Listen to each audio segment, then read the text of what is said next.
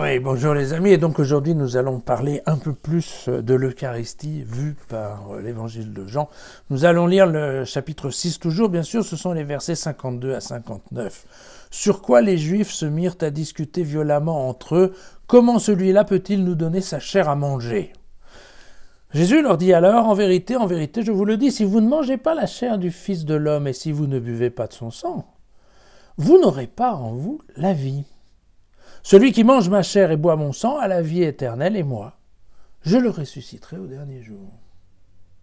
Car ma chair est vraie nourriture, et mon sang vraie boisson. Celui qui mange ma chair et boit mon sang demeure en moi, et moi en lui. Et comme le Père qui est vivant m'a envoyé et que je vis par le Père, ainsi celui qui me mangera vivra par moi. Tel est le pain qui est descendu du ciel, il est bien différent de celui que vos pères ont mangé. Ils sont morts, eux. Mais celui qui mangera du pain que voici vivra pour l'éternité.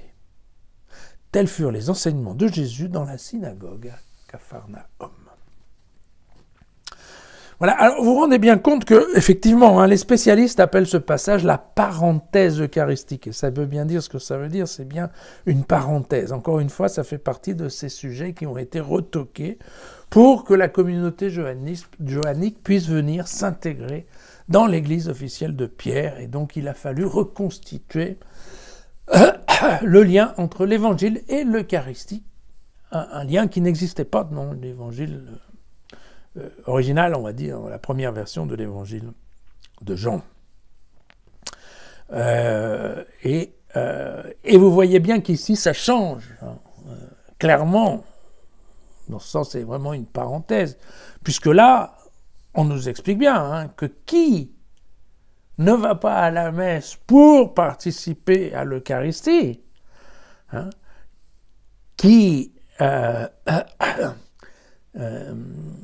c'est obligatoire. Celui qui mange ma chair et boit mon sang a la vie éternelle. Vous vous souvenez que jusqu'à maintenant, c'est celui qui croit en Jésus, le Fils. Là, on ne sait plus du tout la même chose. Là, c'est qui boit et qui mange. Et vous voyez que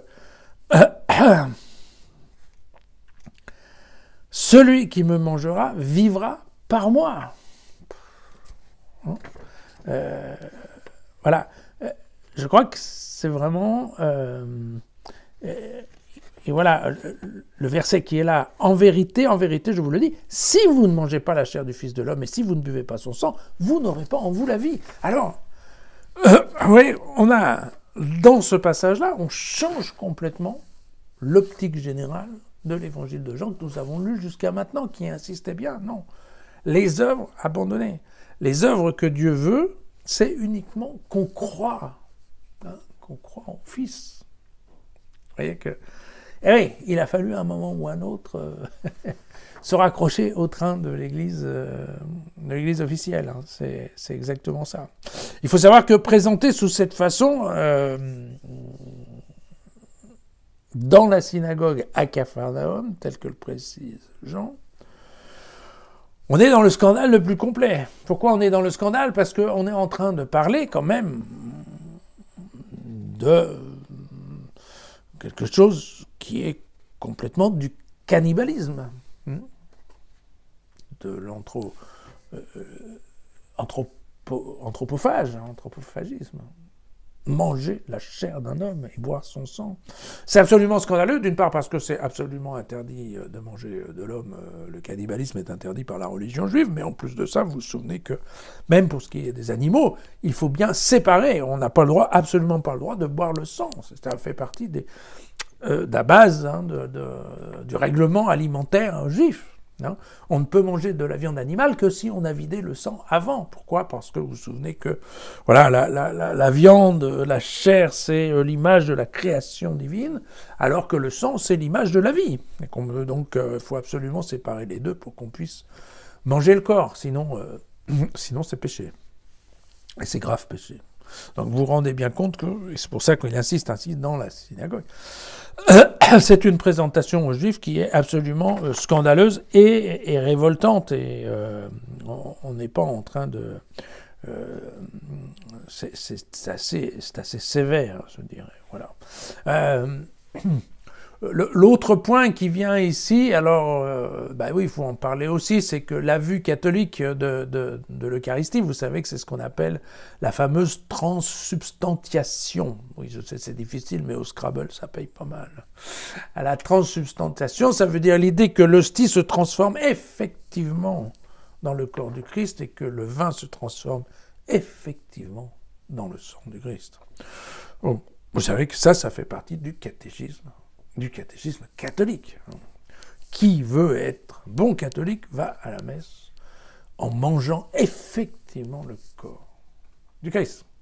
Alors, vous savez, de la même façon, donc les protestants, Luther et compagnie, eux vont en rester plutôt au symbole, en disant qu'en effet, manger l'hostie, c'est le symbole de manger le corps du Christ. Et vous voyez bien qu'ici, il y a effectivement la différence. Alors, je vous rappelle juste l'évolution de ce chapitre 6 qu'on a lu. On a démarré d'une multiplication des pains en abondance, parce que vous vous rappelez qu'on a ramassé les 12 paniers. Ensuite, nous sommes passés au pain qui demeure dans la vie éternelle, vous savez, par rapport au pain qui moisit. Ensuite, nous sommes passés au pain de Dieu qui descend du ciel et qui donne la vie au monde, d'accord ? Puis on aura le pain de vie, puis le pain vivant qui vivra pour l'éternité, pour en arriver à la chair qui se fait pain. Donc, vous voyez, donner pour que le monde ait la vie. Donc, encore une fois, Jean sait absolument bien et se fait un plaisir de jouer avec les mots et les concepts. Voilà. Si on revient d'ailleurs au prologue, le Verbe s'est fait chair, et on voit ici que la chair s'est faite pain. Voilà. C'est un peu compliqué tout ça, mais enfin bon. Encore une fois, c'est les deux mondes, le pain spirituel et le pain terrestre. Voilà. À demain.